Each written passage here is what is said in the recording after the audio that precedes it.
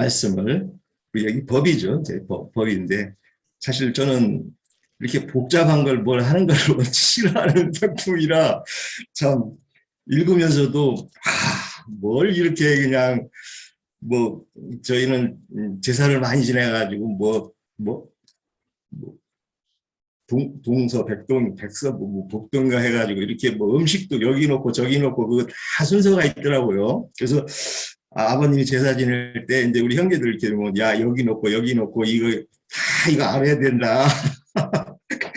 아니 그 죽은 귀신이 와서 먹으면 알아서 먹을 거 다 먹을 텐데 뭘 그렇게 그 격식을 그렇게 갖춰요. 이제 그러고 있었는데 참 하나님은 그런 게 아니죠. 우리가 세상에서도 정말 갖춰야 될 법도가 있듯이 거룩하신 하나님은 막 뒤죽박죽 해놓은 이 마귀 사탄의 이 무질서를 참 이 질서를 잡으려고 하니 이 말씀을 통해서 우리에게 참 이런 진리의 말씀을 주시고 또 이걸 이해를 뭐 한도 안에서 이해는 하지만 그래도 이런 우리 살아 생전에 이 말씀 앞에서 우리가 이 정말 거룩한 떡을 먹고 주님의 주시는 이런 참 거제물을 우리가 이렇게 먹을 수 있고 또 하나님의 뜻을 이렇게 분별할 수 있다는 이런 시간과 우리의 그 인생길의 안배를 참 주님 앞에 감사를 드립니다. 저도 뭐 한두 가지는 이렇게 참 정리를 또 해본 부분도 있는데 뭐 이렇게 길게 하기는 좀 그렇고 그 마지막에 가면은 30절이죠. 네 집에 복이 내리도록 이제 이렇게 거제 재물 네. 재물이라고 했는데 이게 이제 봉헌물이죠. 그 봉헌물. 그래서 이것을 이제 말라기에서 저는 한번 이걸 찾아봤는데 한번 볼까요? 말라기. 말라기 3장 10절이죠.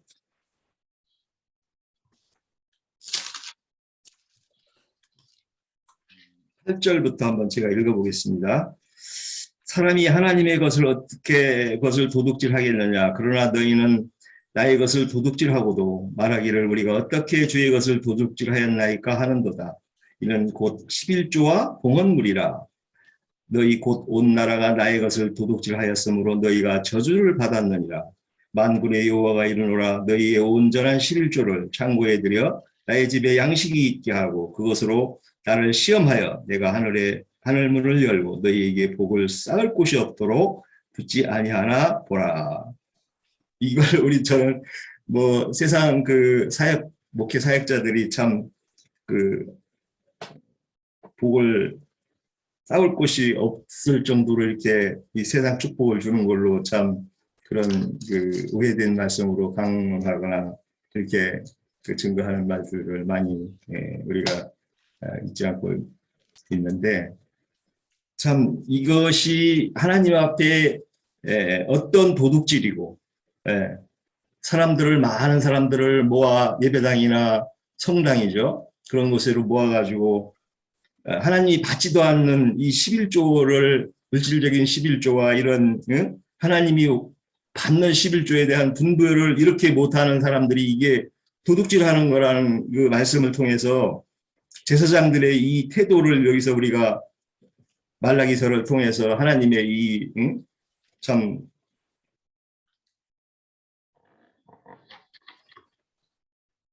제사장들의 이 저주를 우리가 이렇게 사역의 저주를 우리가 이렇게 알 수 있습니다. 정말 이런 말씀들이 오늘날 이 사역자들이 어떤 그 입장에서 사역을 하고 그 사역이 과연 하나님이 어떻게 보시는지 받으시는지 이것이 정말 우리 지체들을 포함한 우리들도 주님 앞에 어떤 제사장으로 어떤 봉사자로 있어야 된다는 것을 정말 뼈저리게 느껴야 된다 저는 생각해요.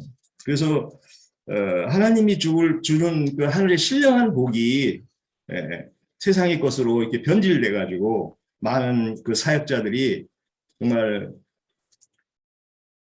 그 표대를 잊어버리고 오히려 그 많은 사람들을 마귀의 그 사람으로 사탄의 사람으로 이렇게 변질시키고 예, 하나님의 거룩성을 잃어버리게 하는 오늘날의 이 종교인들, 기독교를 포함한 이 종교의 그 저주를 우리가 분별하고 많은 사람들을 그래서 참 이 진리 말씀들을 잘 증거하면서 옳은 길로 돌아오게 해야 되는 우리의 사역과 이 책임이 참 말씀을 통해서 오늘 에스겔 44장을 통해서 우리 유영진님 잘 증거해 주신 것을 들으면서 이런 말라기서를 또 이렇게 연결해서 한번 제가 이해를 해봤습니다.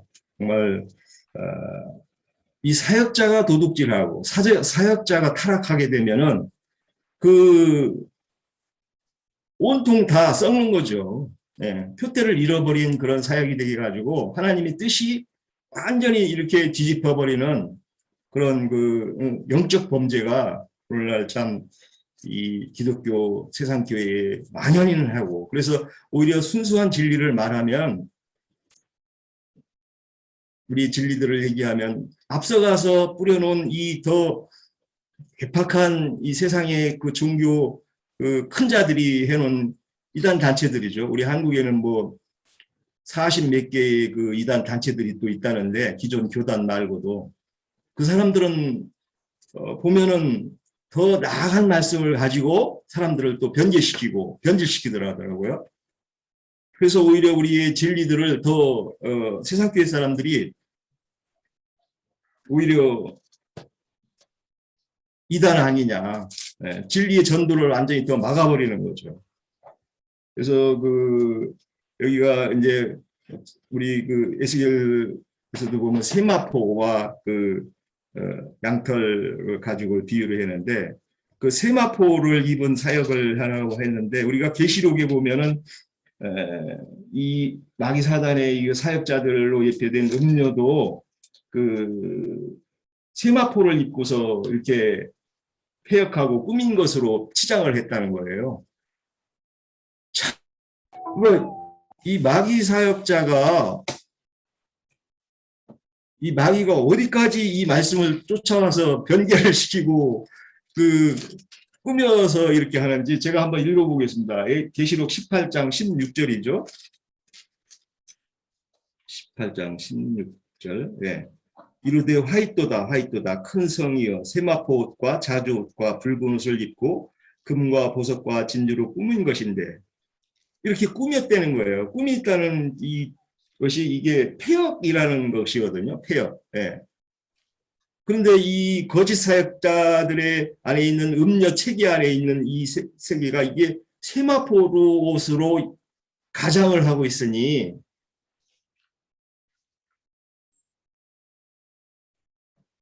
참 이 사람들을 분별시키고 옳은 길로 진리를 증거하는 게 정말 얼마나 이게 힘든 구조로 돼 있는지를 참 우리 유영재님은 좁은 길을 가는 우리들이라고 얘기를 하셨는데 정말 신앙의 이 좁은 길을 추구하는 사람들의 이 막중한 임무가 많은 길로 가는 사람과 대비를 하기 때문에 이렇게 그 세상에서도 뭐 사기꾼은 참 다양한 그 책략과 그 괴계를 이렇게 내포하고 있는데 이 사단 마귀의 이 책략과 괴계를 우리가 참 형제님 진리 말씀 증거들을 통해서 전신무장을 하지 않으면은 우리도 늘 정말 미혹되거나 또 잘 자라지 못한 우리 지체들이 늘 이렇게 우리 바울 사도가 늘 걱정했듯이 진리에 이렇게 다른 길로 이렇게 미혹될까 하는 그런 늘 마음이 있습니다. 하여튼 우리가 같이 형제님을 도와서 같은 이런 좁은 길 사역을 끝까지 잘 우리가 같이 동행해 나갈 수 있도록 주님 앞에 기도합니다. 마치겠습니다. 5절에 잠깐만요. 그 5절에 문을 주목하라 그 말씀이 그래서 이 문이 어디에 있고 그 다음에 그래서 그분을 어떻게 볼 것인가 지금 이제 이 생각을 하면서 그래서 제가 이제 문에 대한 것이 문에 대한 그 말씀도 이게 정리가 좀 안 되니까 그 부분을 이렇게 이제 본 거예요. 그래서 이걸 어떻게 이해하면 좋을까?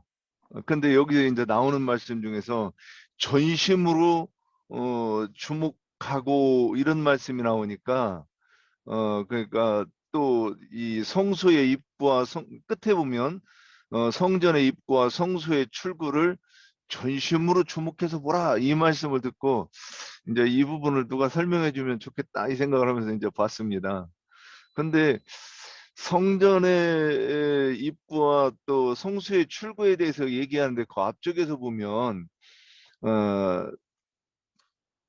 어, 여호와께서 내게 이르시되 인자야 너는 전심으로 주목하여 내가 네게 말하는 바 여호와 이 성전의 모든 규례와 모든 율례를 귀로 듣고 이제 이렇게 말씀을 하시고 나서 그 다음에 이어서 성전의 입구와 성수의 출구를 전심으로 주목하라 그러면 이 말씀을 보면서도 굉장히 이게 강조하시는 것이고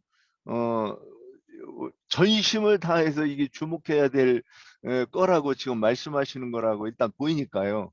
그래서 제가 알력을 높여가지고 잘 봐도 잘 안 보여서 근데 이 성전의 입구와 성수의 출구를 이걸 어떻게 이해해야 되는가 봤는데 시편 119편 19절에 보면 의의 문들 이렇게 나와요. 그 의의 문들로 의인들이 들어가는데 이게 여호와의 문이라 이렇게 돼 있고 그 다음에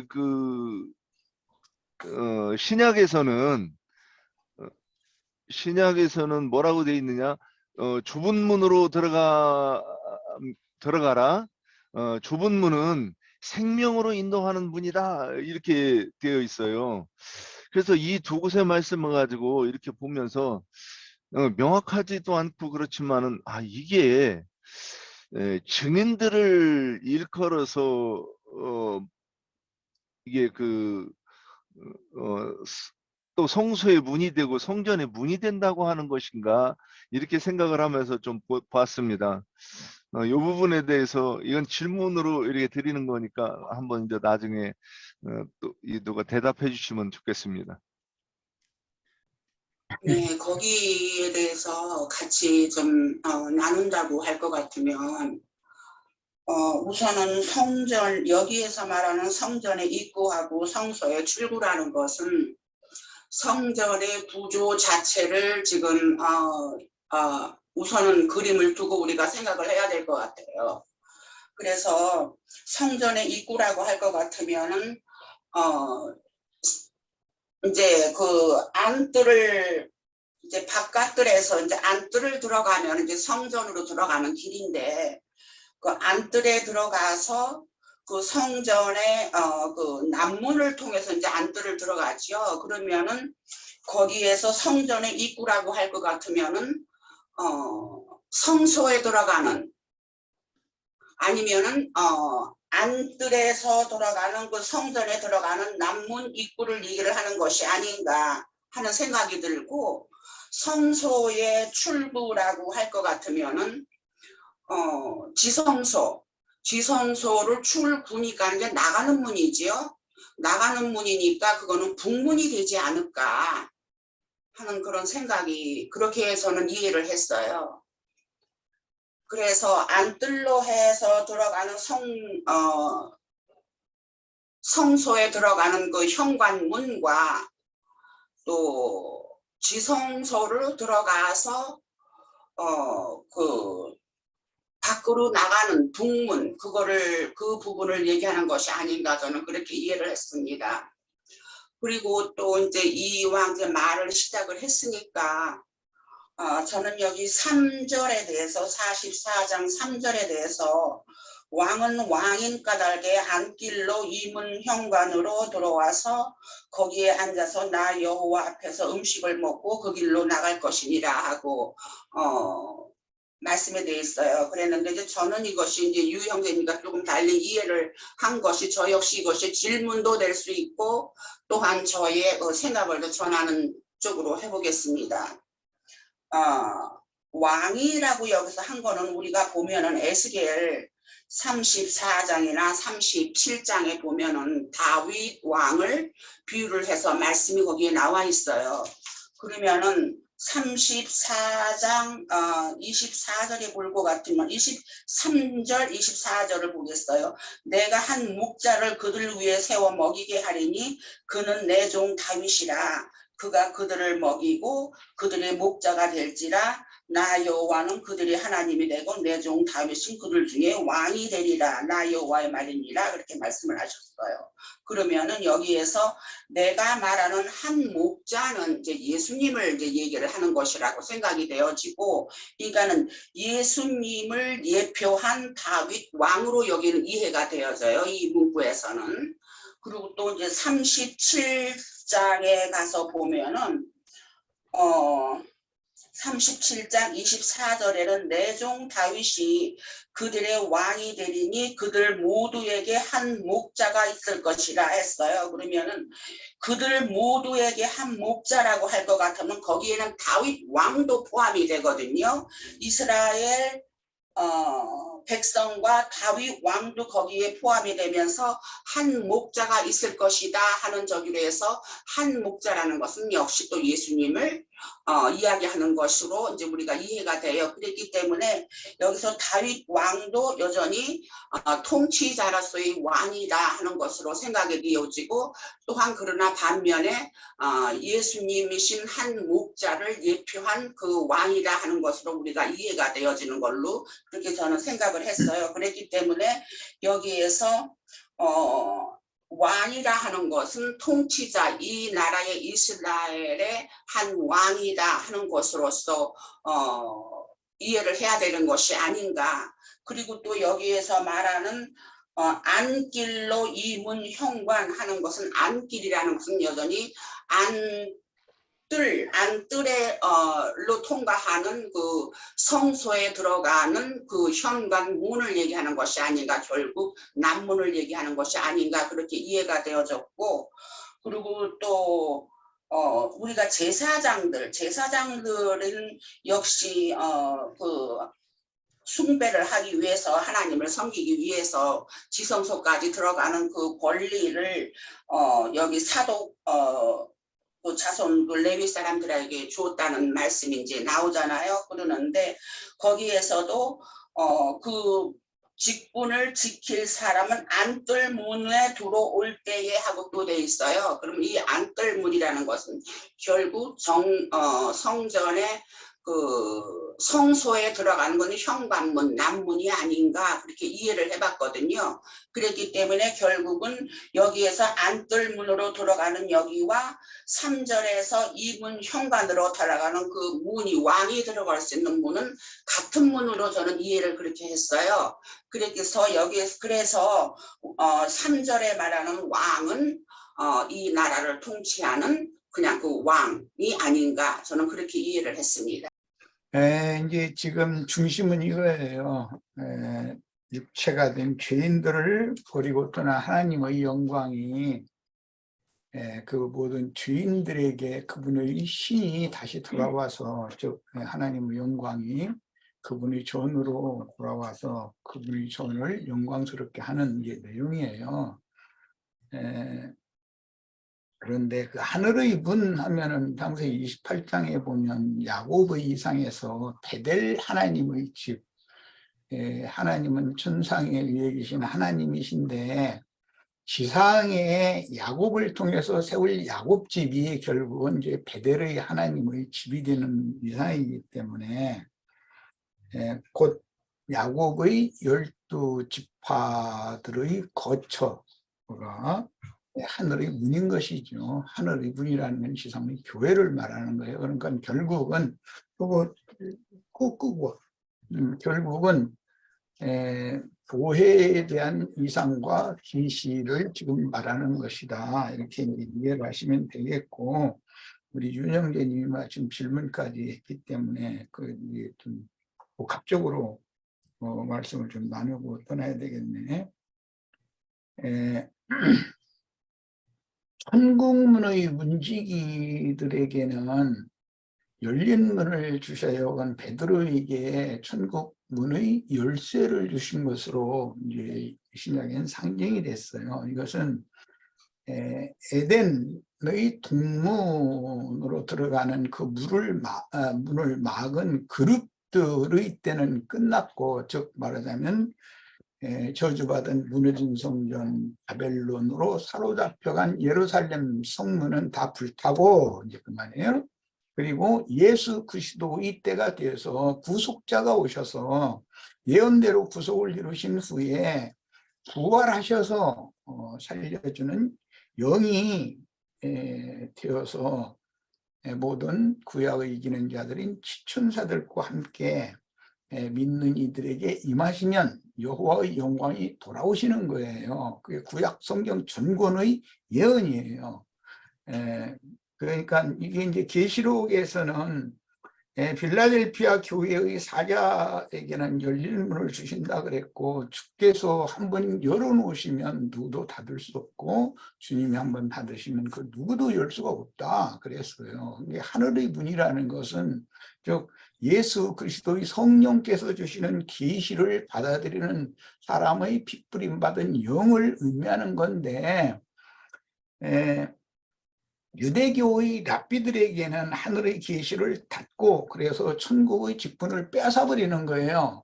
그리고 주님의 참 제자들에게 천국의 계시를 주셔서 그들에게는 천국의 문지기 사역을 맡기시는 거예요. 오늘 우리 형제 자매님들이 이런 천국 문지기의 사역을 다 맡으신 거예요. 이거에 대해서 분명한 이상이 있기를 기뻐하시기를 바라요. 그리고 대표자로는 바울 사도를 셋째 하늘로 이끌어서 사람의 말로는 가히 이룰 수 없는, 말할 수 없는 엄청난 계시들을 보여주셨어요. 그런데 그 계시가 사실은 교회에 대한 이상이에요. 그런데 이제 그 계시록에 가보면은 주님이 다시 오실 때까지 살려두시겠다고 약속하셨던 요한 형제님께 또 셋째 하늘 위로 올라오라 하시고 나서 성령의 감동을 통해서 하늘 보좌 앞에 있는 모든 광경을 보여주시고, 최후로 어린 양의 신부에 대한 계시를 보여주실 때는 크고 높은 산으로 이끌어서 거기에서 마지막 계시를 보여주셨어요. 이것은 천국의 문을 여는 열쇠를 줬다 그 말이에요.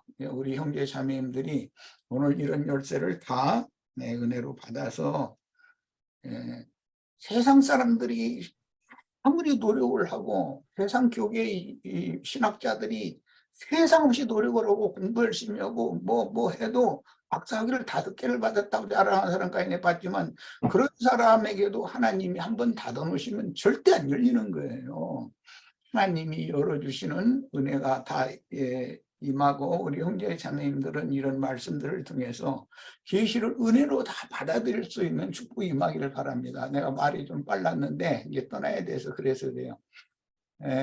오늘 우리 형제님 통해서 말씀 들었고, 또 앞으로도 이제 마무리 말씀까지 이제 들을 건데, 이런 말씀들에 대한 전체적인 얼개를 나는 말씀을 드렸어요. 그래야 이 형제님이 하는 그 세부적인 내용들에 대해서 전체적인 윤곽과 성경이 말하고자 하는 흐름을 이해할 수가 있기 때문에 그래서 이렇게 얘기를 한 거고, 우선 구약 성경 역대상 9장 다 같이 펴십니다. 성경을 보십니다.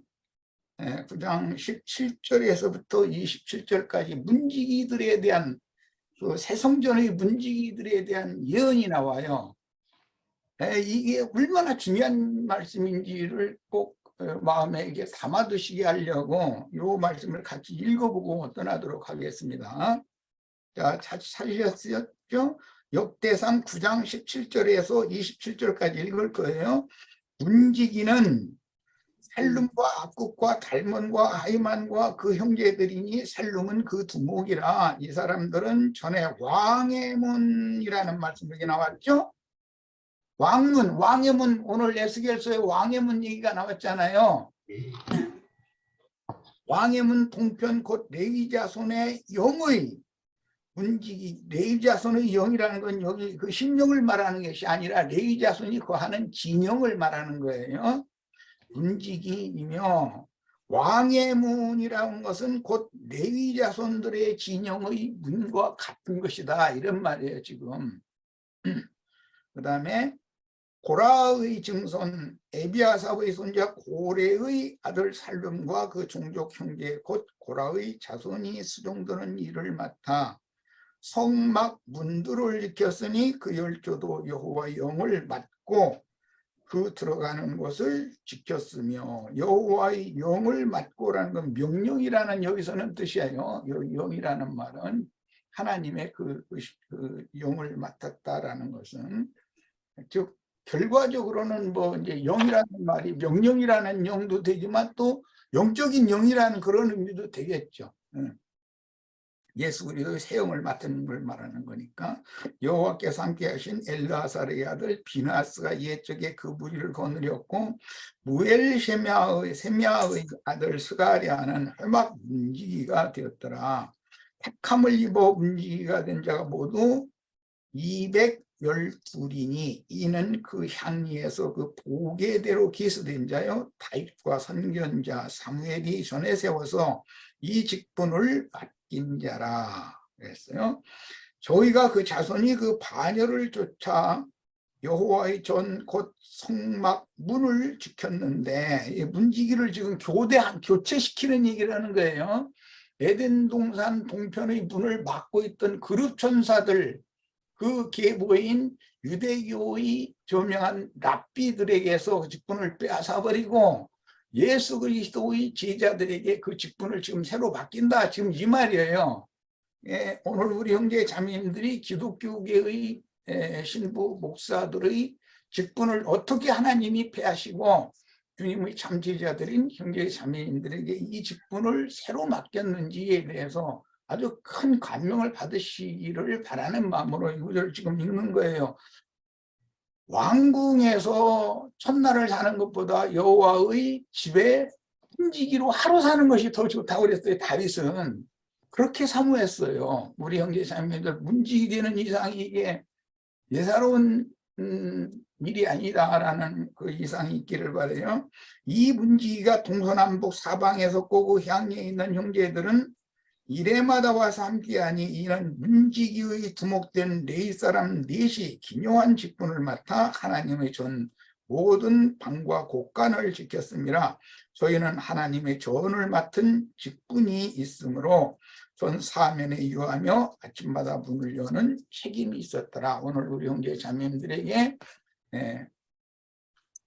내일 사람들을 만나면 아침마다 문을 열어서 하나님의 성전을 함께 건축하고 이 요구의 장막을 떠나서 영원한 하나님의 임재처소인 거룩한 성 새 예루살렘의 신부로 다 가입되도록 충성스러운 문지기들이 다 되시기를 축복하고 마칩니다.